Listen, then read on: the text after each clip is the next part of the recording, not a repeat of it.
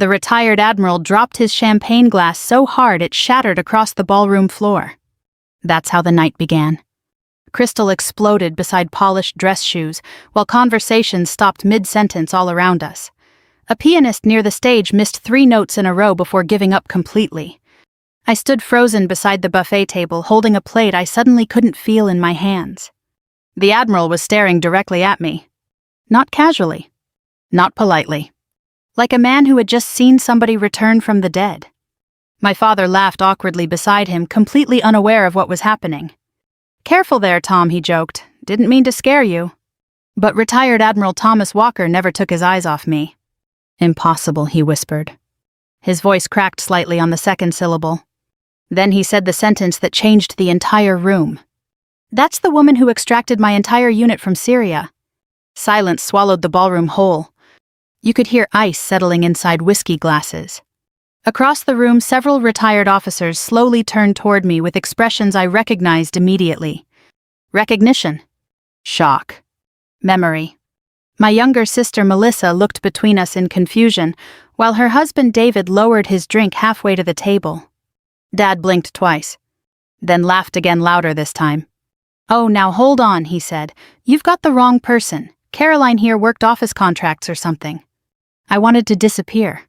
That was the worst part. Not embarrassment. Not fear. Exhaustion. 20 years of learning how to survive quietly had taught me one thing above all else.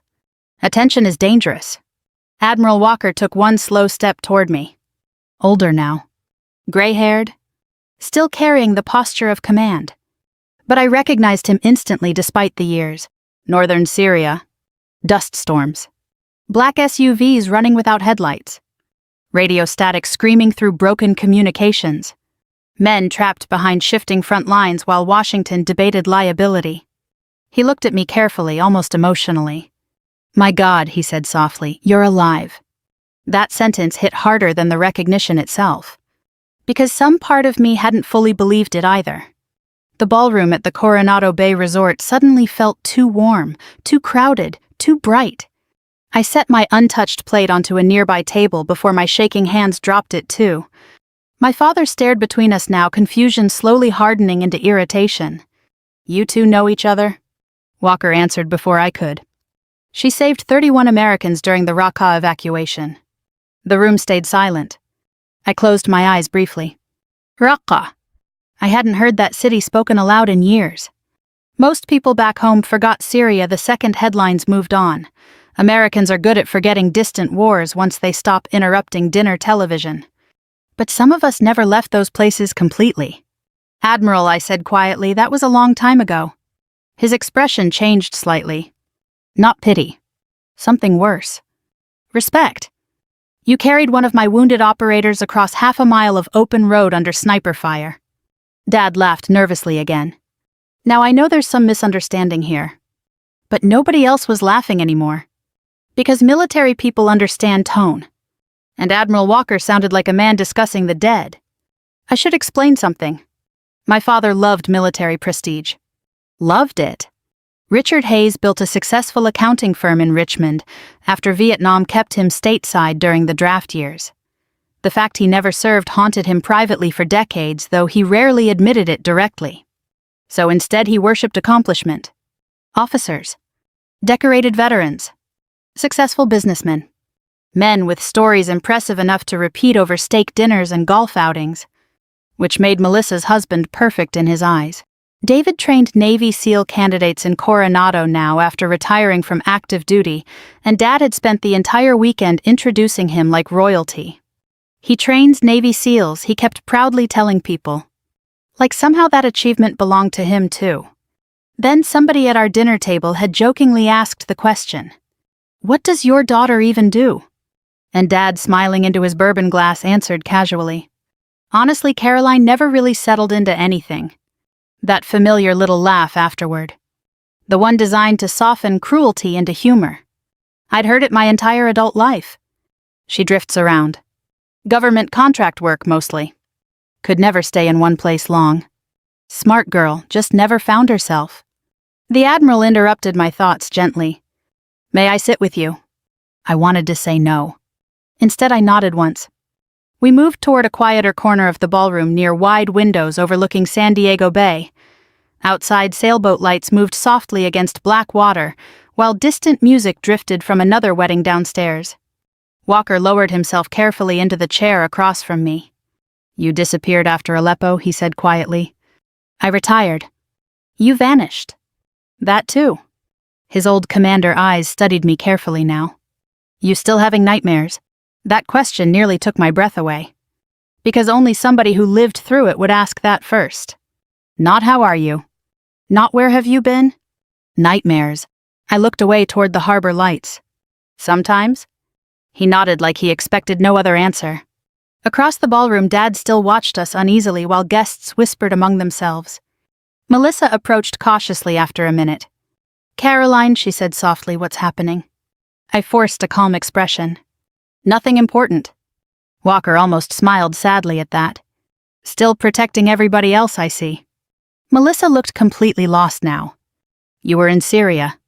Before I could answer, Dad finally walked over carrying fresh drinks. "All right," he said firmly. "I think somebody better explain what's going on." Walker looked directly at him. "With respect, Richard, your daughter prevented one of the worst military disasters I ever witnessed." Dad scoffed automatically. "That's impossible." The Admiral's face hardened slightly. "No," he said quietly. "What was impossible is that she got us out alive." Silence again. Heavy this time. Melissa stared at me like she was seeing a stranger. David slowly approached too now, his training instincts clearly picking up tension. "You really worked extraction?" he asked carefully. I hated that word. Worked. Like trauma was employment. Like Syria was a resume item. "Something like that," I answered. Dad folded his arms defensively. "Well, if any of this is true, why the hell didn't you ever say something?" There it was. Not concern. Not curiosity. Accusation. I looked at him for a long moment before answering quietly. "Because every time I came home you only noticed what was wrong with me." His expression shifted immediately. But before he could respond, Walker spoke again. "Richard?" He paused carefully. "Do you have any idea what your daughter carried back from that war?" Dad opened his mouth, then closed it. Because suddenly the room had changed. People weren't admiring him anymore. They were looking at me. And for the first time in my life, my father realized the daughter he dismissed for years might have been fighting battles he never bothered trying to understand. Outside the ballroom windows, dark water rolled softly through San Diego Bay, while old memories began rising inside me like ghosts refusing to stay buried. And deep down I knew this night was only the beginning. I left the ballroom 15 minutes later without saying goodbye to anyone. Some exits become instinct after enough years around danger. You learn to recognize the moment a room turns emotionally unstable. Voices shift, eyes linger too long. Questions start coming faster than answers. And suddenly breathing feels harder than it should. The night air outside the Coronado Bay Resort felt cold against my skin, despite the California warmth. I walked toward the marina with no real destination in mind, heels clicking softly against wooden docks while sailboats rocked gently in black water beside me. Behind the ballroom windows, life continued. Laughter. Music. Wine glasses raised beneath chandeliers. Meanwhile, my entire past had just cracked open in public like an old wound splitting under pressure. I leaned both hands against the railing near the far end of the dock and stared across the bay toward downtown San Diego, glowing in the distance. 20 years. 20 years of silent secrecy and carefully controlled distance. Gone in one evening. You always run toward water. I closed my eyes briefly. Admiral Walker. Of course. I'm not running. That's what everybody says while running. I almost smiled despite myself. He stepped beside me quietly, hands tucked inside the pockets of his blazer. Up close, age showed more clearly now.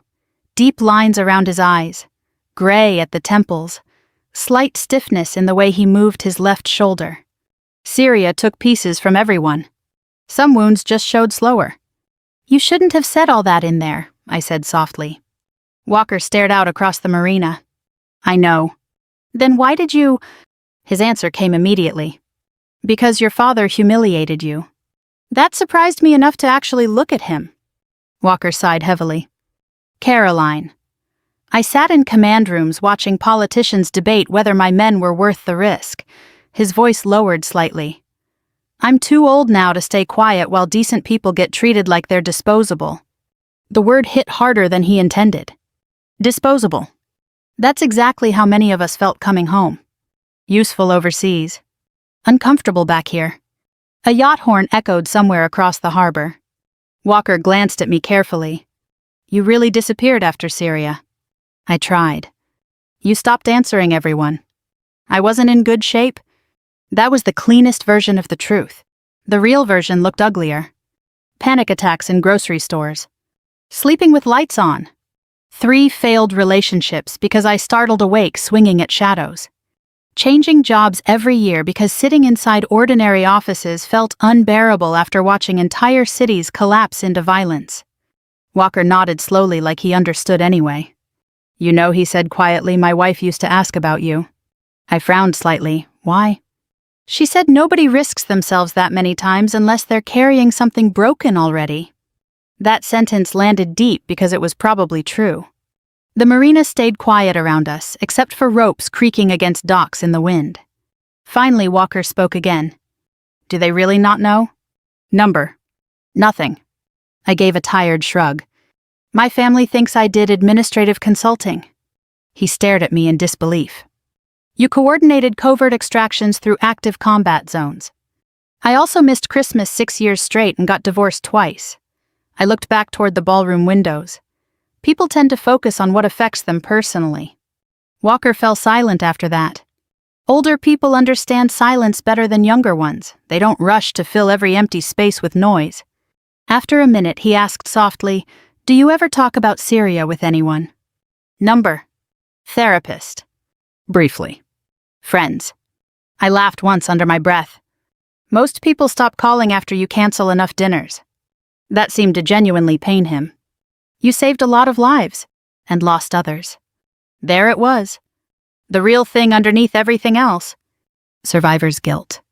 The permanent roommate nobody sees. Walker rubbed a hand slowly across his jaw. You remember Sergeant Miller? I stiffened immediately. Yes. His daughter just graduated nursing school. I looked away fast toward the water. Sergeant Ben Miller. 41 years old. Minnesota National Guard attached to Special Operations support during the Syria evacuation. Funny. Loved old country music. Carried photos of twin daughters inside his vest. Dead 37 feet away from me after mortar fire hit our convoy route outside Raqqa. Walker's voice softened. You blamed yourself for that. I changed the route. You changed it because the original road was compromised. He still died. The Admiral looked at me carefully. That's war. No, I answered quietly. That's leadership. We stood there silently afterward while cold wind moved through the marina. Eventually, footsteps approached behind us. Dad. Even before turning around, I knew by the rhythm alone. Richard Hayes always walked like a man late for a meeting. He stopped several feet away awkwardly. I figured you might be out here. Neither Walker nor I answered immediately. Dad looked uncomfortable standing on the dock in his expensive blazer and polished loafers, like somebody accidentally dropped him into another life entirely. Finally, he cleared his throat. Mind if I talk to my daughter? Walker glanced toward me. I nodded once. The Admiral squeezed my shoulder gently before walking back toward the resort alone. Dad watched him leave. Then exhaled slowly. Well, he muttered, this has been one hell of an evening. I stayed quiet. He leaned beside me against the railing. You could have told us. There it was again. Not what happened to you. Not, are you okay? You could have told us. I stared at dark water moving beneath the dock. Would it have mattered? His face tightened. Of course it would have mattered. You sure about that? Dad rubbed his forehead tiredly. Caroline, don't do this. Do what? Turn this into an attack. I laughed softly at that. Because to him, honesty always sounded like attack. You spent years introducing Melissa like she was proof you succeeded as a father. My voice stayed calm. Then you introduced me like an apology. That's not fair. No, I finally looked directly at him, Tonight was the first time I've ever seen you curious about my life." He opened his mouth immediately, then stopped, because he knew I was right. Wind moved across the marina carrying distant music from the ballroom. Dad stared down at the water for a long time before speaking again. "When you came home from overseas," his voice slowed carefully, "you changed." I almost smiled sadly. That was the understatement of the century. "You became cold," he continued quietly, "distant, angry all the time. I was traumatized." The word hit him visibly. Traumatized. Not dramatic. Not unstable. Traumatized. Dad swallowed hard. "I didn't know." "No," I agreed softly. "You didn't ask." Silence stretched painfully between us. Then very quietly he asked the question that should have come years earlier. "What happened to you over there?" I closed my eyes. And just like that, Syria came flooding back again. Dust. Gunfire. Smoke rolling through shattered streets. Children crying beneath concrete buildings with no roofs left. And 31 trapped Americans waiting in darkness while radio communications slowly died one by one. I opened my eyes toward the black California water. "A lot," I whispered. For the first time in my adult life, my father stood beside me without trying to correct, criticize, or compare me to someone else. And somehow that hurt worse than every insult combined. Syria smelled like burning plastic and diesel fuel. That's the first thing I remember now. Not politics. Not missions. Not patriotism. Smell. Funny what the brain saves after trauma. A cheap air freshener in a taxi can drag me backward 15 years before I even realize what's happening. Smoke from a roadside grill, hot engine oil, fireworks after dark. Suddenly I'm not in California anymore. I'm back inside a collapsing city listening to distant gunfire echo between concrete buildings, while grown men try not to panic over broken radios. Dad stood beside me on the marina dock waiting quietly. I think older people understand something younger generations often miss. When somebody finally begins telling the truth after years of silence, you don't interrupt them.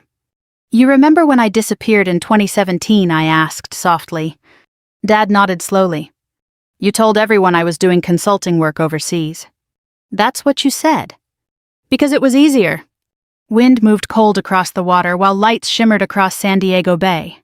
I stared down at my hands resting against the railing. They attached me to a joint extraction program operating near the Syrian border. I paused briefly, mostly recovery operations, evacuations, asset relocation. Dad frowned slightly.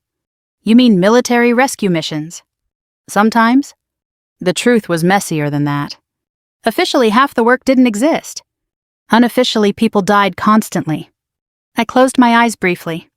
The operation Walker mentioned wasn't supposed to happen. And suddenly I was there again. Northern Syria. October 2017. 3 American vehicles disabled outside Raqqa after local intelligence collapsed mid-operation. Enemy forces shifting faster than expected. Multiple teams trapped without secure extraction routes. Command hesitated. Too dangerous. Too politically sensitive. Too expensive. War always becomes accounting eventually.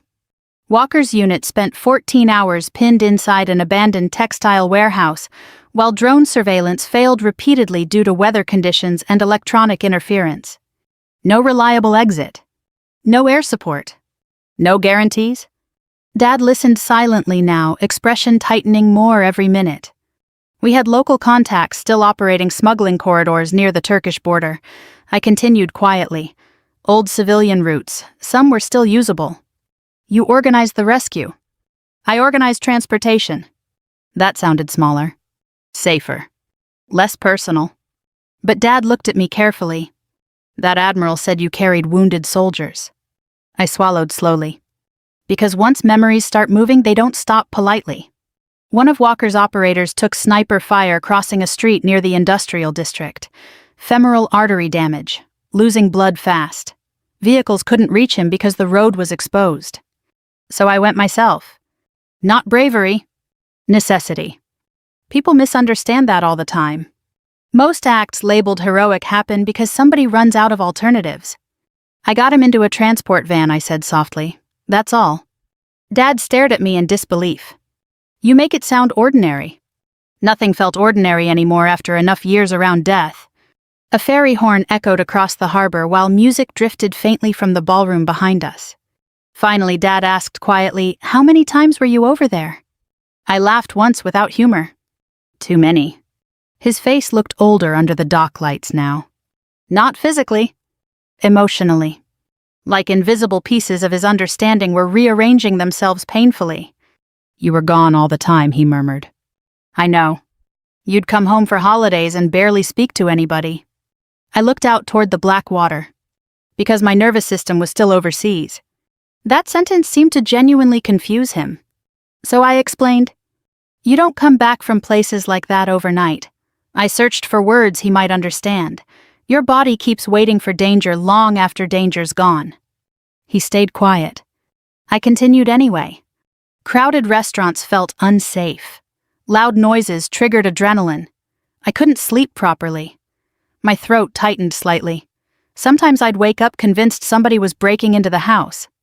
Dad rubbed one hand slowly across his mouth, and we thought he stopped himself. "What?" He looked ashamed suddenly. "We thought maybe you were drinking too much." That hurt less than it should have. Because honestly, plenty of operators did. Some still do. People numb pain however they can.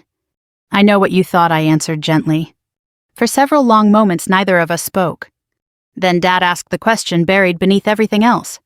"Why didn't you trust us enough to tell us?" I stared at the water carefully before answering.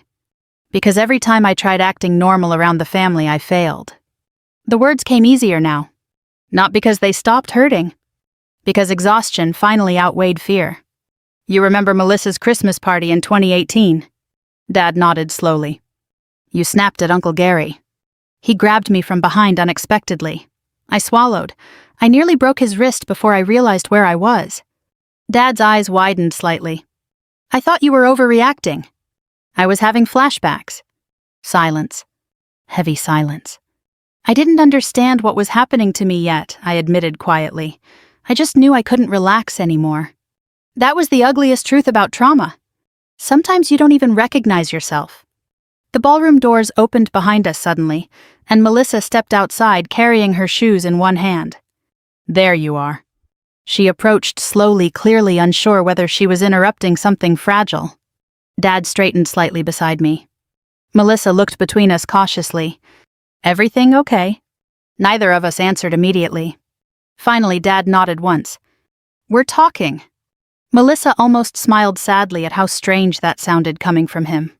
She leaned beside me against the railing. "You know, half the ballroom thinks you're CIA now."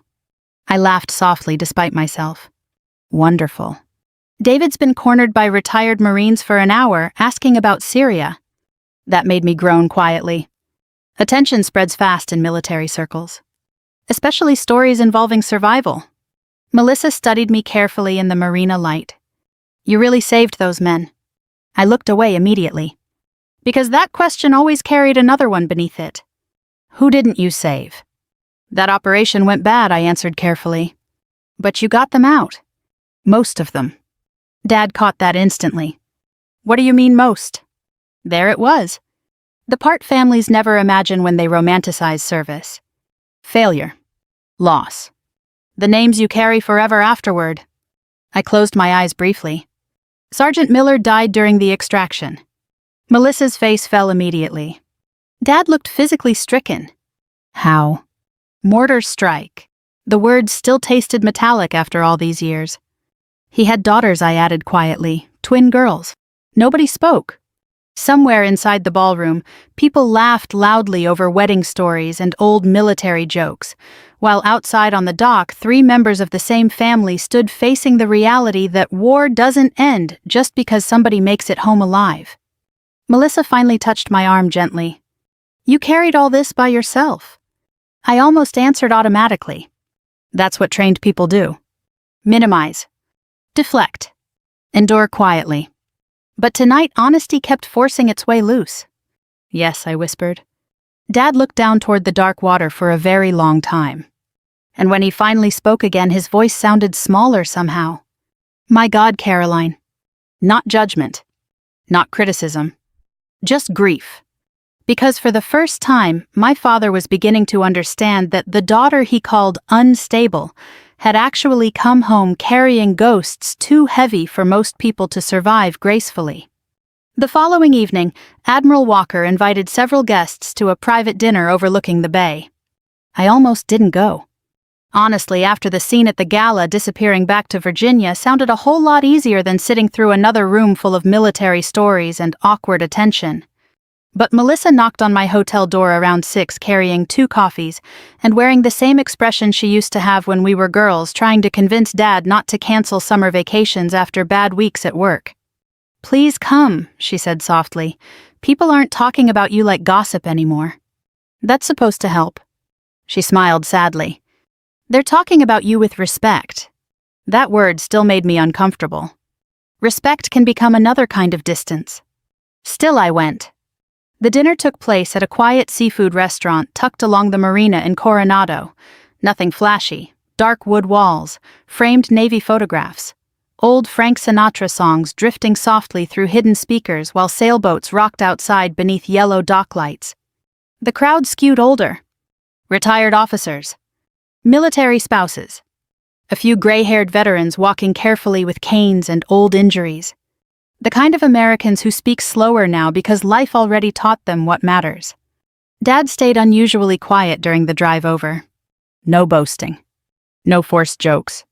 Just silence. And honestly, that worried me more. Walker greeted us warmly near the entrance. The moment he saw me, his expression shifted again into something halfway between relief and disbelief. "You came." Melissa threatened emotional manipulation. That sounds effective. For the first time all weekend, I saw him genuinely smile. Inside dinner unfolded politely at first. Crab cakes. Wine. Stories about retirement communities and grandchildren and bad knees from military service decades earlier. Normal aging American conversations. The kind people earn after surviving enough life. I relaxed slightly after the first hour. Then Dad ruined it. Not intentionally. That almost made it worse. One of the retired colonels asked whether I still worked in government contracting. Before I could answer, Dad gave that familiar little laugh again. "You know, Caroline," he said casually, "she never stays anywhere very long." There it was. The old version of me. The unstable daughter. The difficult one. I felt my stomach tighten immediately. Melissa closed her eyes briefly beside him like she already knew damage was coming. Dad kept talking unaware. "She's always been restless, smart as a whip, but..." He shrugged lightly. "Could never really settle into ordinary life." Silence spread slowly across the table. Not dramatic silence. Disappointed silence. Walker set his wine glass down carefully. "Richard," he said quietly with respect, "ordinary life stopped being an option for your daughter a long time ago." Dad blinked. "I didn't mean anything by it." "I know," Walker answered. "That's the problem." The table went still. Every older veteran there recognized tension instantly. Military people develop radar for emotional explosions because they spend years preventing them. Dad straightened slightly. "Well, I'm sorry if I embarrassed anyone." Walker's eyes hardened. "You embarrassed her." I wanted to stop this immediately. The last thing I needed was public defense. I'd spent years surviving without anybody protecting me emotionally. Suddenly receiving it now felt almost unbearable. "Admiral." But Walker continued. "Do you know what your daughter did during the Raqqa extraction?" Dad's jaw tightened immediately. "We've already heard the story." "No," Walker said firmly. "You heard headlines, you didn't hear the truth." The restaurant had grown quieter around us now. Even nearby tables were beginning to notice. Walker looked directly at my father. My unit was trapped for 14 hours in a dead communication zone, while command debated whether recovering us was worth the political fallout. Dad shifted uncomfortably. Walker continued calmly.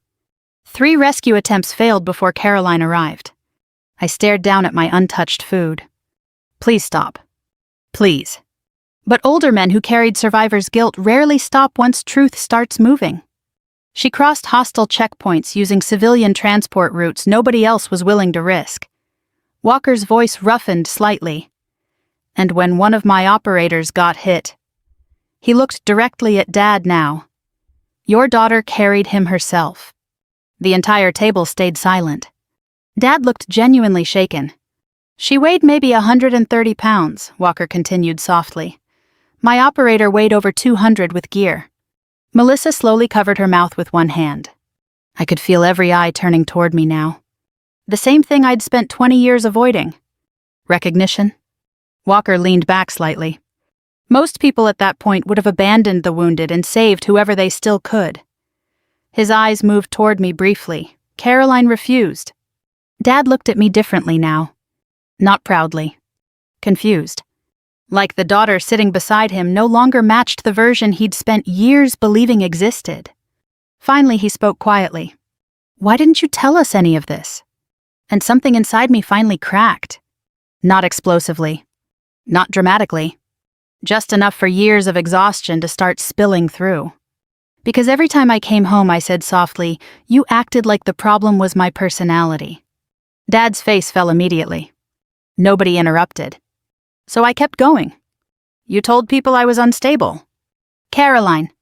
"You compared me to Melissa constantly." "I was worried about you." "No," I answered firmly. "You were embarrassed by me." The words landed like stones in water. Heavy. Final. Dad stared down at the tablecloth. I continued quietly now because anger had finally burned itself into sadness. "You saw panic attacks and called me difficult." My throat tightened painfully. "You saw insomnia and called me irresponsible. You saw trauma and decided I just couldn't adjust to adulthood." Melissa started crying silently beside me. I looked toward her immediately. "That's not your fault." But she shook her head. "Yes, it is." "Number?" "I let him do it," she whispered. "I let everybody think you were selfish because it was easier than asking why you changed." That hurt worse somehow. Because Melissa wasn't cruel. Just comfortable. And comfort makes people ignore pain sitting right beside them. Walker spoke quietly into the silence. "There are men alive today because Caroline chose not to leave them behind." Then another voice surprised me. An older Marine sitting farther down the table cleared his throat. My son was attached to support logistics during that operation. I looked up slowly. The man's eyes filled with emotion. He came home, his voice cracked, because of that extraction. The restaurant stayed completely silent now except for soft Sinatra music drifting through speakers overhead. Dad suddenly looked older than I'd ever seen him. Not physically. Spiritually. Like some terrible realization was finally settling into place. "You came home broken," he whispered toward me. I swallowed hard. "Yes, and I punished you for it." Nobody moved. Nobody rescued him from that truth. Because there are moments in life when pain finally deserves to be seen clearly. Dad rubbed trembling hands together slowly. "My God." I stared out toward the marina windows, where sailboat lights drifted across black water beyond the glass. And for the first time in my life, my father was finally seeing me not as a disappointment, but as a wounded human being who'd been drowning quietly right in front of him for years. After the dinner ended, I sat alone in the hotel parking garage for almost 40 minutes without starting the car. The engine stayed off. The radio stayed silent. I just sat there staring through the windshield while old memories moved through me like weather fronts rolling across dark water. People think revenge feels satisfying. Sharp. Victorious. But the truth is, when someone finally realizes how badly they failed you, the feeling isn't triumph. It's grief. Because part of you mourns all the years that understanding arrived too late to save. My phone buzzed around midnight. "Dad." I almost ignored it. Instead, I answered quietly, "What?" Long silence. Then his voice. "Can I come up?" I closed my eyes briefly. "I'm tired." "I know." Another silence. He exhaled shakily, "Please." 20 minutes later, he sat across from me inside my hotel room, holding untouched coffee from the lobby downstairs. No blazer now. No polished businessman confidence. Just a 73-year-old man suddenly forced to confront the possibility that he misunderstood his own daughter for most of her life. Rain tapped softly against the balcony windows while San Diego traffic hummed far below. Dad stared into his coffee cup. I keep replaying things. I leaned back quietly in the chair across from him. "What things?" All of it. His voice sounded rougher than normal tonight. Christmases? Family dinners? The way you used to leave early? He swallowed hard. I thought you were angry at us. I was. He nodded slowly. But now I think maybe you were hurting. That word nearly broke something inside me. Hurting. Not dramatic. Not unstable. Not difficult. Just hurting. I looked away toward the rain. You know what the worst part was? I asked quietly. Dad shook his head. I kept hoping somebody would notice. His face tightened instantly. Notice what? That I wasn't okay. The room fell silent again except for rain against glass. Finally, I continued. You remember Melissa's second wedding anniversary party? He nodded carefully. I disappeared halfway through because fireworks started outside. I stared down at my hands. I locked myself in your bathroom, shaking so hard I could barely breathe. Dad looked physically ill now. I thought you were being rude. I know. Another silence. Then he whispered something that sounded almost childlike in its regret. I didn't know. And for the first time in years, I actually believed him. That was the tragedy of it. Not cruelty. Blindness. My father grew up in a generation where emotional pain got hidden beneath work schedules, church attendance, and bourbon after dinner. Men his age survived by compartmentalizing everything, until eventually they lost the ability to recognize suffering unless blood was physically visible. He wasn't heartless, just emotionally uneducated. And unfortunately, that damage spreads through families like inherited debt. Dad rubbed both hands slowly across his face. When your mother died, he stopped briefly. I thought if I kept moving forward, the girls would too. I stayed quiet. She was the emotional center of everything.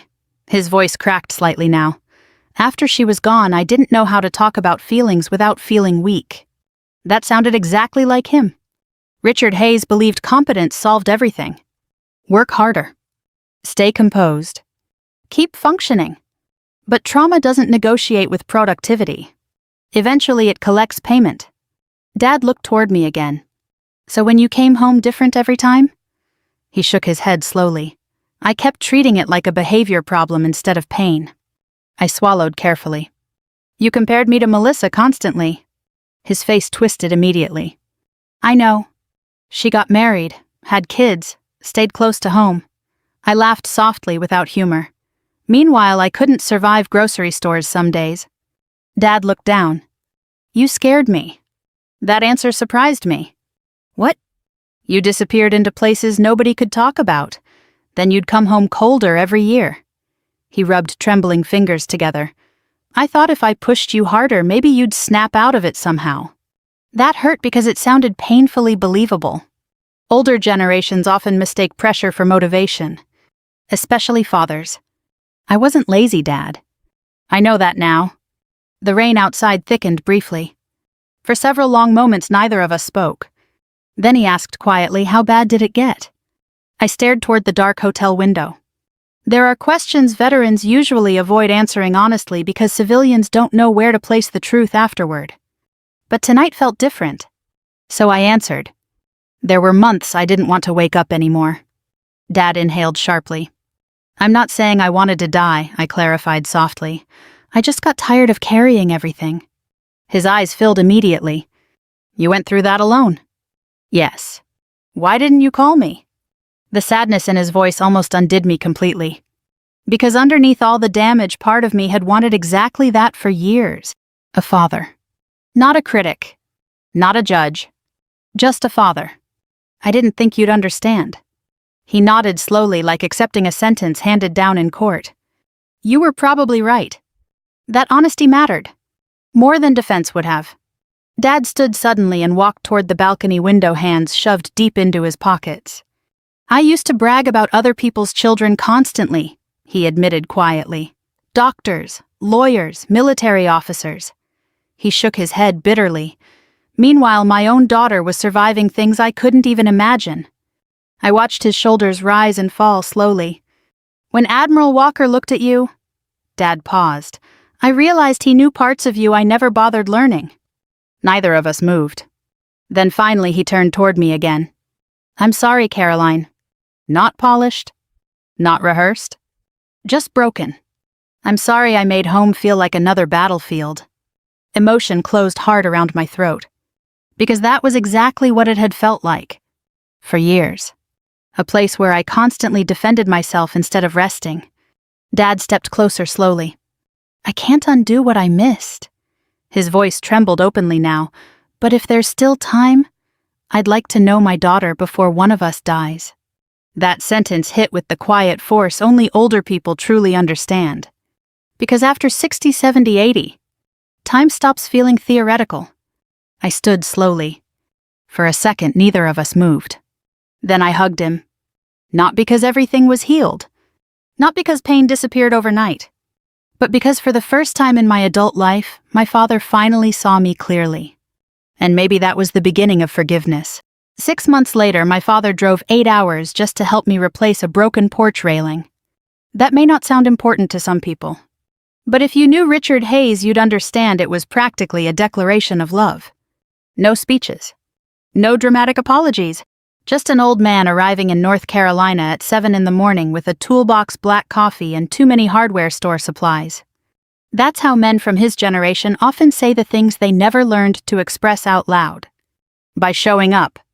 The little rental house I'd moved into sat near Wilmington, tucked beneath old oak trees draped with Spanish moss. Quiet neighborhood, mostly retirees, military families, and widows who waved from porches every evening around sunset. Peaceful. For the first time in years, peaceful. Healing didn't happen quickly after California. Honestly, some days it barely felt like healing at all. More like learning how to carry memory without letting it crush me completely. I started volunteering 3 mornings a week at a veterans transition center near the Cape Fear River. Mostly older veterans. Vietnam, Desert Storm, a few Iraq and Afghanistan men younger than me but somehow looking older around the eyes. Turns out trauma ages people unevenly. One Marine in his 70s used to sit alone every Thursday drinking terrible vending machine coffee without speaking to anyone. After almost 2 months, he finally looked at me one morning and said, "You move like military." That was the entire conversation. But the next week he sat beside me voluntarily. That's how trust works with damaged people sometimes. Quietly. Slowly. No grand breakthrough moments. Just consistency. Dad noticed the changes in me before I did. "You laugh more now," he said that afternoon while tightening bolts into the new porch railing. I leaned against the doorway holding 2 glasses of iced tea. "Do I?" "Yeah." He smiled faintly without looking up. "Used to feel like you were bracing for impact all the time." That sentence stopped me cold because it was true. For years, my nervous system lived like an alarm nobody could switch off. Even during calm moments, part of me always waited for disaster.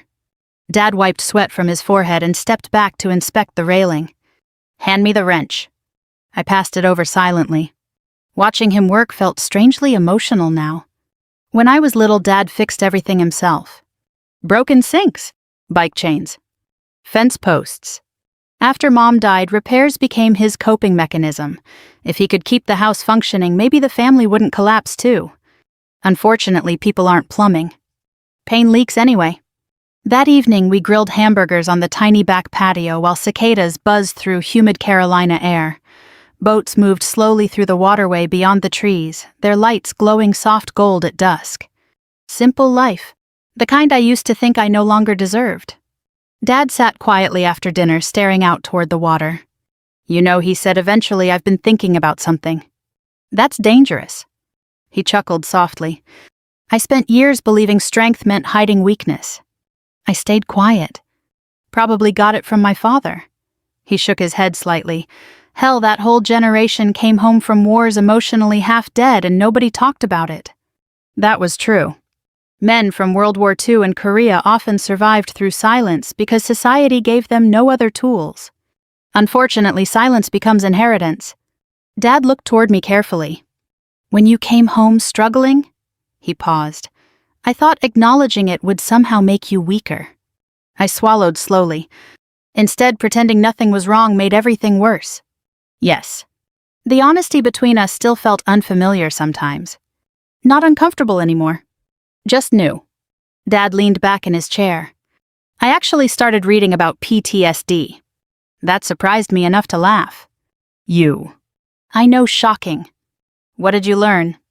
He looked down at his hands.